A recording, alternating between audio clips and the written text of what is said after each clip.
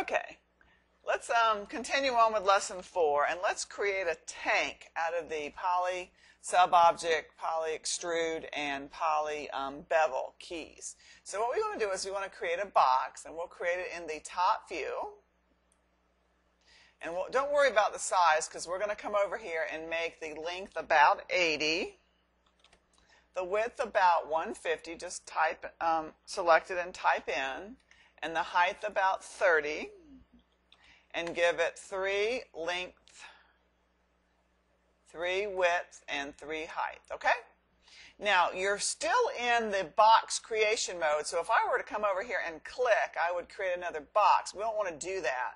I want to come over here to the select mode, and then I'm going to select in the perspective view and hit F2 and F4 on my keyboard so I can go to an edges to face mode, all right? Then I'm going to right click, and it doesn't matter which view you right click in, but I want to right click, and I'm going to convert to an editable mesh, and then I'm going to come over here, my selection button already comes up, and I'm going to do sub-object polygon. See that? And how it turns yellow? Then I'm going to come down and do zoom extends all, so I have my box in the center of every view, okay? All right, now I'm ready to create my tank. I want to create kind of the bottom part of my tank, so I need to kind of switch to sub-object vertex to begin with, and see how the vertices all turn blue. Let me expand out the front view a little bit, and I'm going to grab this row of vertices right here with my selection tool, see, not my move tool yet, and then I'm going to grab my move tool and I'm going to move them down just a little bit toward the middle. Make sure you're only moving in the Y direction, and then I'm going to grab the vertices underneath them and move them up a little bit, okay? Very good. Then select off, so you deselect your selection. Go back to the select tool, and now I'm ready to go on. All right, now what I want to do is I want to select these corner vertices and kind of make the tread for the tank. So I'm going to select this one, and I'm going to go to my move tool, and I want to move in the X direction only. So I'm going to move it in. Make sure you put a box around them and not click on them, because you want to get the one behind them, okay? And then do the top one. This is where you can use your grid to kind of match up your tank. And then I want to do the bottom one.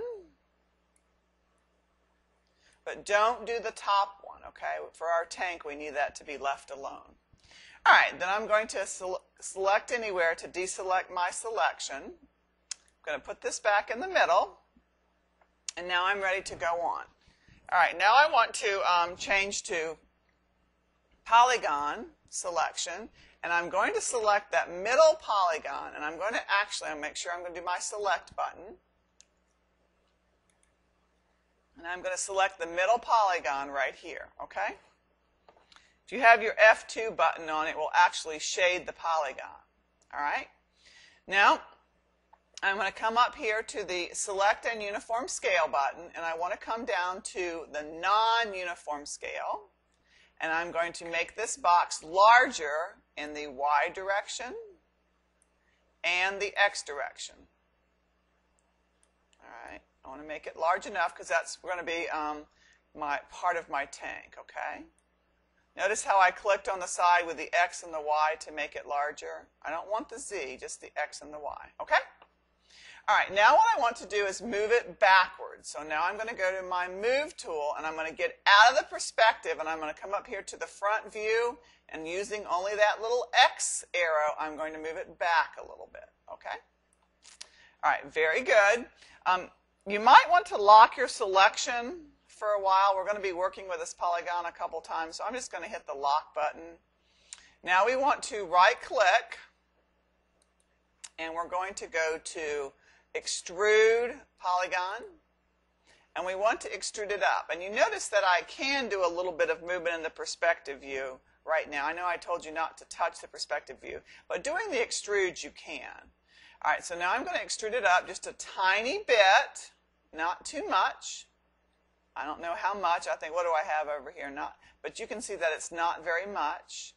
Then I'm going to right-click again and go to Bevel Polygon this time, okay? See how my icon changes? This time I'm going to click on the same polygon, hold my mouse down, and bring it up, and then bevel it in. And you can see how that looks like the top of the tank, okay? Not too much. All right, very good. Now we're going to come down here and unlock our selection and click off to the side. Then we want to select the front of the tank right here, okay? And we actually want to right-click again. If you want to lock it, you can. Right-click and do Extrude Polygon. And we're going to extrude it up. That's in now. We want to extrude it up just a tiny bit.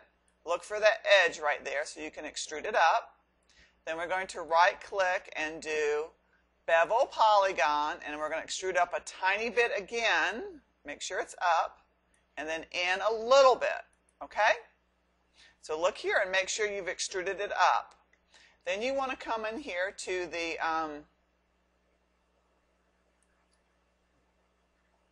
Select and Uniform Scale, and you want to scale your polygon down. Now that's going to be where the gun or the turret is going to come out.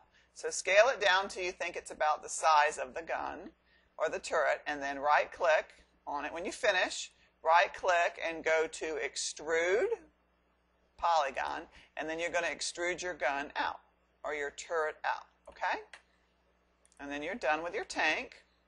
You can do Zoom Extends All. You can color your tank gray if you'd like. You can go to the your material and use whatever material you'd like. And then you can render it and save it to your file. Okay? Hit F9, and that'll give you a render. All right? Very good.